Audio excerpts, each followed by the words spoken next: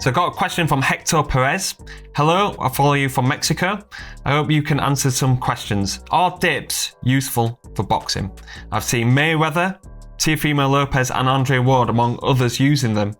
Are they better than push-ups or the floor press? So, dips for boxing. This is something that I've covered quite often on the YouTube channel and on Instagram.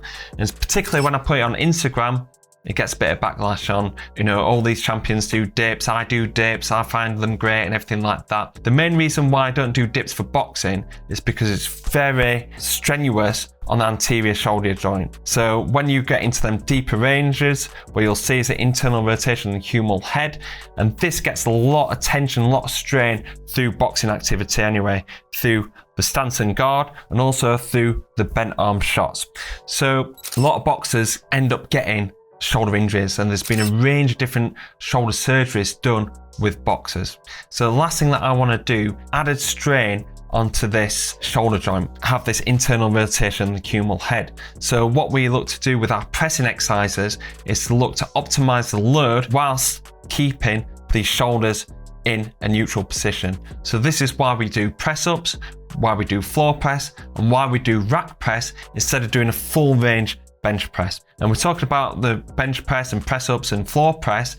This is getting to this end range here. If we get to the total end range, this is what we're likely to see. If we go into dip, you're going to really increase that internal rotation of the humeral head, that strain across that shoulder joint. The main argument that I see on social media is, look, the champions have done it.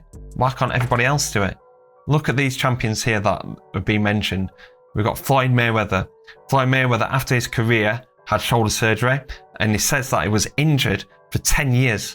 So this is something that he had to manage. Andre Ward, well-publicized shoulder injury, and had shoulder surgery that put him out for 2 years, and he had to box for like 6 to 8 years with almost being a one-handed fighter. And then Teofimo Lopez has had surgery on his hand, which might not be due to the shoulder, but we see like kind of restrictions in that shoulder and the upper limb have an effect on like hand, wrist and elbow injuries.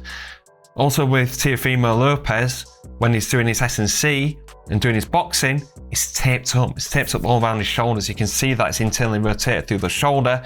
He's probably had to manage some shoulder injuries during his career so far. Might, if he carries on, end up having shoulder surgery himself. Even though these fighters have been really successful, they've ended up having these injuries. So it's really important to protect this shoulder joint in the S&C and in your physical preparation, because it goes through so much hammer during boxing. So that's the reason why we don't use dips.